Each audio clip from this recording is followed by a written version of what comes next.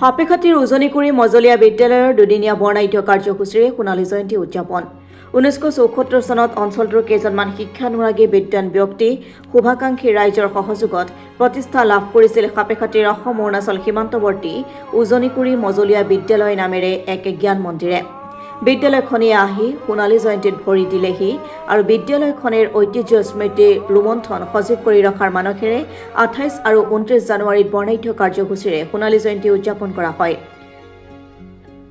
শনিবাৰে উদযাপন সমিতিৰ সভাপতি প্ৰদীপ দুলাকাখৰীয়াই পতাকা উত্তোলন কৰি শুভাৰম্ভ কৰা কাৰ্যসূচীৰ পাছত বিদ্যালয়ৰ প্ৰধান শিক্ষক ফটিক সোণোৱালে স্মৃতি তৰ্পণ কৰে।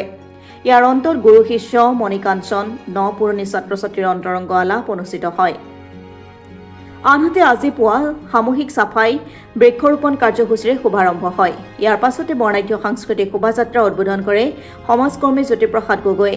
নিশালৈ স্থানীয় শিল্পীৰ দ্বাৰা ভাওনা প্ৰদৰ্শন উদ্বোধন কৰিব চৰাইদেউ সমিতিৰ শিশু কল্যাণ সমিতিৰ অধ্যক্ষ বিশিষ্ট উদ্যোগী ডক্টৰ প্ৰকাশ বৰগোহাঁই।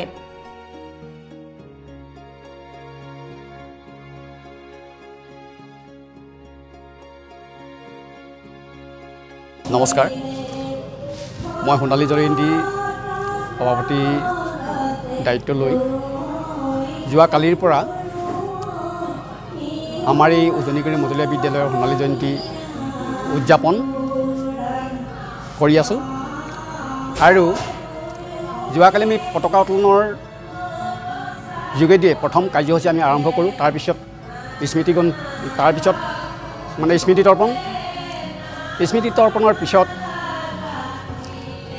আমি গুৰু শিষ্যৰ মণিকাঞ্চন সংযোগ সেই অনুষ্ঠানটো কৰিছিলোঁ।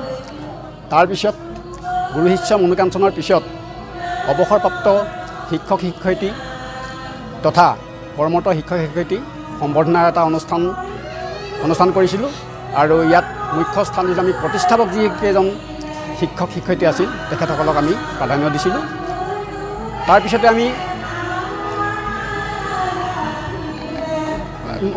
সন্ধিয়ালৈ উত্তৰণ বুলি এটা অনুষ্ঠান আমি আগবঢ়াইছিলোঁ আৰু সেই উত্তৰণৰ পাছতে আমি সন্ধিয়া 5 বজাত বন্তি প্ৰজ্বলনেৰে আৰু শেষত আমি ছাত্ৰ ছাত্ৰীৰ সাংস্কৃতিক অনুষ্ঠান কৰিছিলোঁ আৰু বিশিষ্ট ব্যক্তিসকলক আমি সম্বৰ্ধনা জনাইছিলোঁ।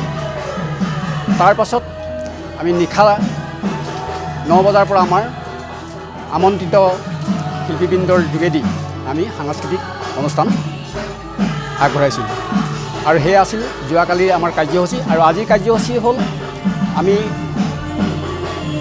পুৱা বৃক্ষৰোপণে আৰম্ভ কৰিলোঁ আৰু তাৰ পাছতে আমি বাৰেৰহণীয়া সাংস্কৃতিক শোভাযাত্ৰা অনুষ্ঠিত কৰিছোঁ আৰু ইয়াৰ পাছতে আমাৰ মুকলি সভা হ'ব। মুকলি সভাতেই আমাৰ এখনি স্মৃতিগ্ৰন্থ উন্মোচন কৰা হ'ব আৰু আমন্ত্ৰিত বিশিষ্ট ব্যক্তিসকলৰ দ্বাৰা তেখেতলোকৰ আমি সোণালী জয়ন্তী সন্দৰ্ভত মতামত বিচাৰিম আৰু নিশা নহয়, আমি সন্ধিয়াৰ লগে লগে আমি পুনৰ বন্তি প্ৰজ্বলন কৰিম আৰু নিশালৈ আমাৰ দুখনি ভাওনা আছে আৰু সেই ভাওনা দুখনি প্ৰদৰ্শন কৰিম। এয়াই আমাৰ আজিৰ কাৰ্যসূচী আৰু যোৱাকালিৰ কাৰ্যসূচী। সকলোৰে বাবে মই সেৱা জনাইছোঁ। আমাৰ এই অনুষ্ঠানলৈ আহক, সকলোৱে আমাক হাত উজান দি আমাক উৎসাহিত কৰক, তাৰে মই কামনা কৰিছোঁ। ধন্যবাদ।